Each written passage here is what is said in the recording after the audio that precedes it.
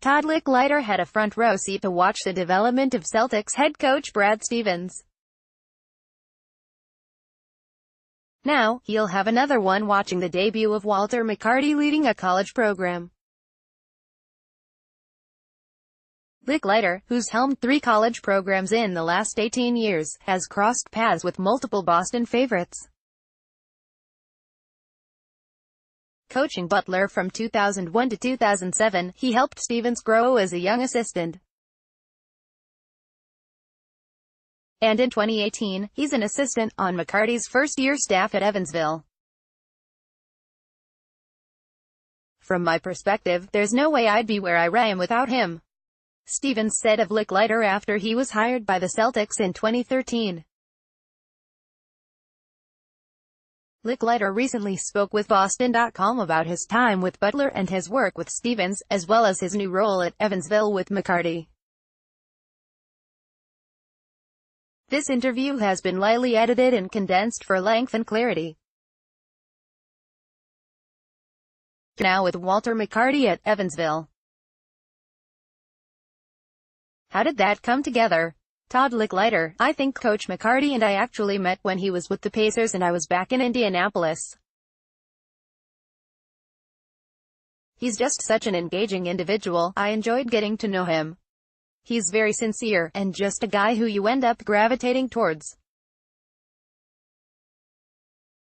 Every time I went to Boston, I got to sit in on meetings and Walter would be there.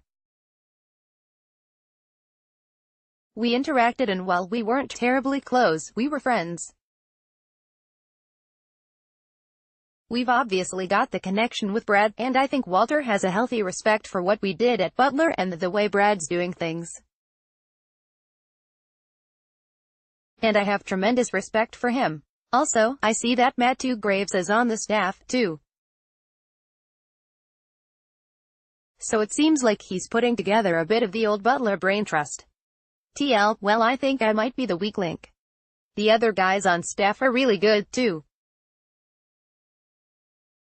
I like the staff he's put together. I'm enjoying it so much. I think we'll have good camaraderie. It starts with Walter.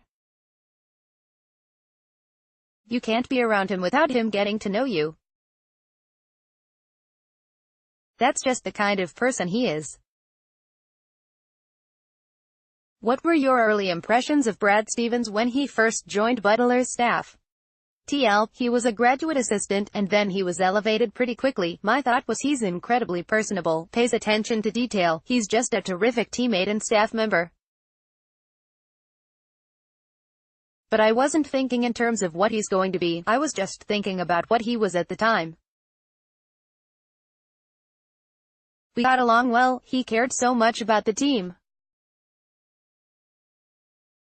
He didn't have an ego or need to be heard or seen. He was just going to do his job really, really well. I appreciated his approach. How did Brad grow over the years you were head coach at Butler, just as your program was also growing? TL, I think it's been well documented that he's highly intelligent. And he's thorough. He loved the team aspect.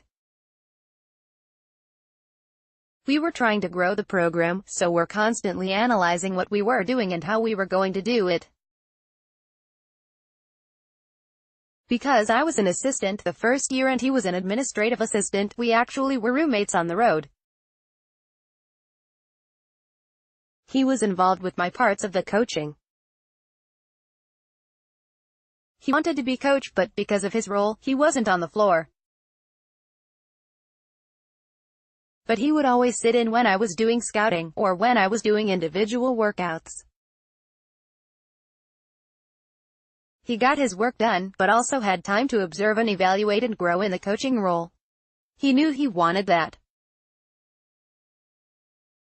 He utilized his time then as he does now, very wisely.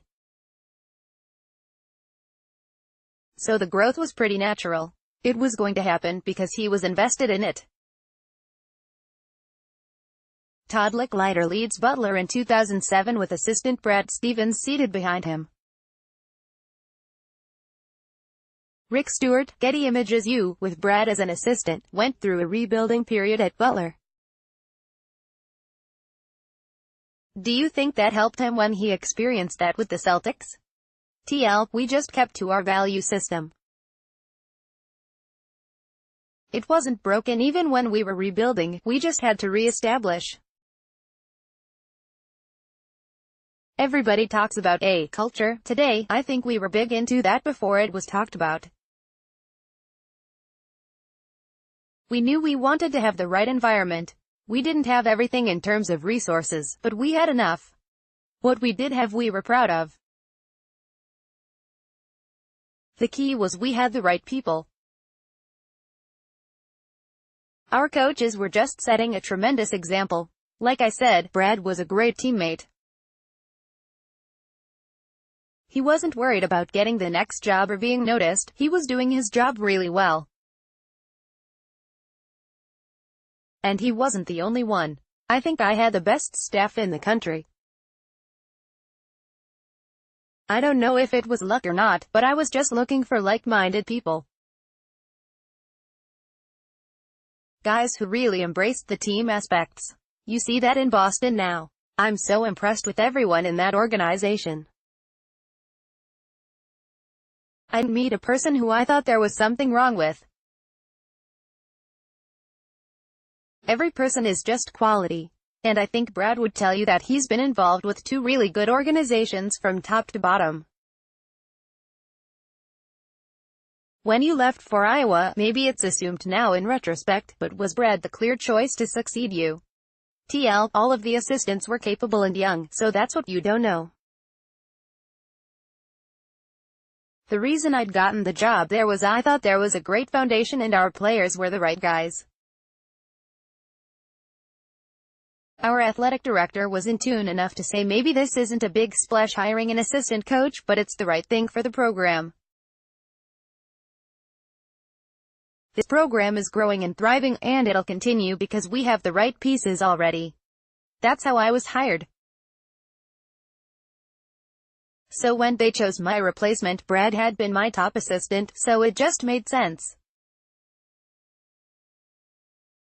And we were growing. We'd gone through a rebuild, re-established, and had a great recruiting class coming in, and Brad was a huge part of that. I don't think any of us knew the full level of his ability. I mean, we were all impressed with him. We all believed in him, but he's proven to be one of, if not the best in the business, so you could never have projected that. But we knew he would be successful. He's a great representative of Butler. When he was hired by the Celtics, what was your reaction? Sometimes college coaches haven't had success in the NBA. TL, I thought if anybody can do it, he can do it. I was impressed that they saw something in him. I mean, he'd had success, but they saw beyond just his record at Butler to something more in terms of all he brings to the position. And part of it is his work ethic, because you have to work really hard to master the things that are different in the 2 levels. It's basketball, and so there are probably things that he's used that we used at Butler, but there's also adjustment.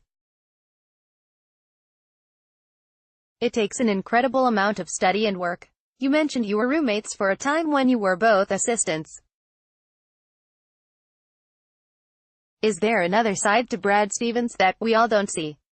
TL, I don't think there's anything that I know about him that you don't know. What you see is what you get. And I think that's huge in today's world, actually. I like that. He's very trustworthy. He's fun. I mean, he's got a great sense of humor and relates to people well. But I think the biggest thing with him is there aren't any games or pretenses. Who you see is who he is. He's professional and sincere, and I think that's a reason why he's so well liked and respected.